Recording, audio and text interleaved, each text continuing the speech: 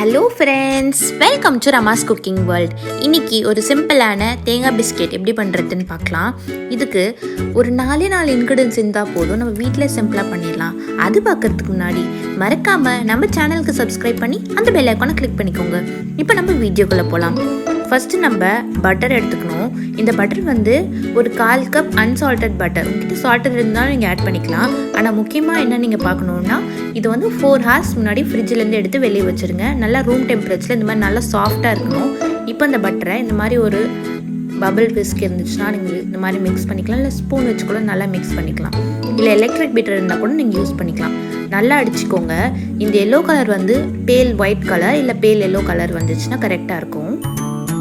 இந்த மாதிரி நல்லா பீட் பண்ணிவிட்டு இப்போ நம்ம இதில் 1/2 கப் நல்லா பவுடர் பண்ண சுகர் ஆட் பண்ணிக்கோங்க.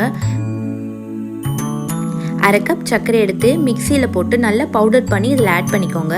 ஆட் பண்ணி இந்த பட்டரும் இந்த சுகரும் நல்லா மிக்ஸ் ஆகி நல்லா மர்ஜ் ஆகிற அளவுக்கு நல்லா பீட் பண்ணிக்கோங்க. பீட் பண்ணிகிட்டே இருந்தீங்கன்னா கொஞ்சம் சாஃப்டாகும், இந்த மாதிரி ஆகும். அதே மாதிரி நல்லா பீட் பண்ணிகிட்டே இருக்க டைமில் நல்ல கன்சிஸ்டன்சி, இந்த மாதிரி ஒரு கன்சிஸ்டன்சி வந்ததுக்கப்புறம் ஸ்டவ் பண்ணிவிடுங்க. நீங்கள் இதை அப்படியே சாப்பிட்டா கூட ரொம்ப டேஸ்ட்டாக இருக்கும். ஆனால் நம்ம இது கூட மைதா ஆட் பண்ண போகிறோம். 1 கப் மைதா ஆட் பண்ணிக்கோங்க. உங்ககிட்ட ஆட்டா இருந்துச்சுன்னா நீங்கள் ஆட்டா கூட ஆட் பண்ணிக்கோங்க. மைதா வந்து இதுக்கு இந்த பேக்கரி ஸ்டைலில் இருக்கிற மாதிரி நல்ல ஒரு ரிச்னஸ் கொடுக்கும். அதனால் நம்ம மைதா ஆட் பண்ணிக்கிறோம். 1/2 teaspoon baking powder, 1/4 teaspoon salt. நீங்கள் சால்டட் பட்டர் ஆட் பண்ணியிருந்தீங்கன்னா சால்ட்டை ஸ்கிப் பண்ணிக்கோங்க. இப்போ இதில் 3/4 கப் டெசிகேட்டட் கோகோனட், அதாவது காய வச்ச தேங்காய்.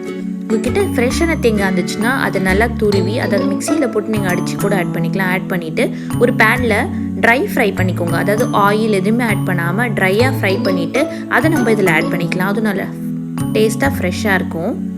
டெசிகேட்டட் கோகோனட் இருந்துச்சுன்னா நீங்கள் அதை கூட ஆட் பண்ணிக்கலாம். அதை ஆட் பண்ணிங்கன்னா இன்னும் பெஸ்ட்டாக இருக்கும். அதனால் டெசிகேட்டட் கோகோனட் ஆட் பண்ணியிருக்கேன். ஆட் பண்ணிவிட்டு இது எல்லாத்தையும் நல்லா கம்பைன் பண்ணிக்கோங்க.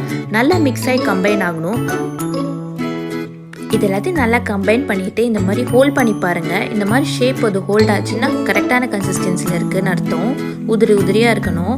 இப்போ நம்ம இதை குட்டி குட்டி பாலாக ஆக்கிட்டு இதை நம்ம வந்து பிஸ்கெட் ஷேப்பில் கொண்டு வந்துடலாம். பர்ஃபெக்ட் கன்சிஸ்டன்சியில் இருக்குது. பாருங்கள், கொஞ்சம் கொஞ்சமாக கன்சிஸ்டன்சியாக எடுத்துக்கோங்க.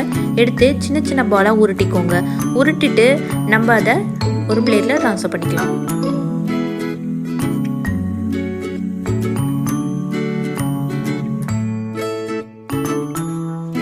இப்போ பாருங்கள், இந்த மாதிரி ஷேப்பில் கொண்டு வந்ததுக்கப்புறம் இப்போ நம்ம டெசிகேட்டட் கோகோனட் கொஞ்சம் எடுத்துக்கோங்க. இல்லைனா நீங்கள் அது முன்னாடி சொன்ன மாதிரி தேங்காய் எடுத்து இது மேலே கொஞ்சம் ஆட் பண்ணிக்கோங்க. இது ஆடட் ஃப்ளேவர் கொடுக்கும். இன்னும் நல்ல ஒரு ரிச் தேங்காயோட ஃப்ளேவர் கிடைக்கிறதுக்காக இப்போ நம்ம ஒரு ட்ரேயில் ட்ரான்ஸ்ஃபர் பண்ணிக்கலாம். நீங்கள் எந்த பிளேட்டில் பேக் பண்ண போகிறீங்களோ அந்த பேப்பரை கொஞ்சம் பட்டர் பேப்பர் போட்டு க்ரீஸ் பண்ணிக்கலாம். இல்லை லைட்டாக ஆயில் கூட அப்ளை பண்ணி க்ரீஸ் பண்ணிக்கலாம்.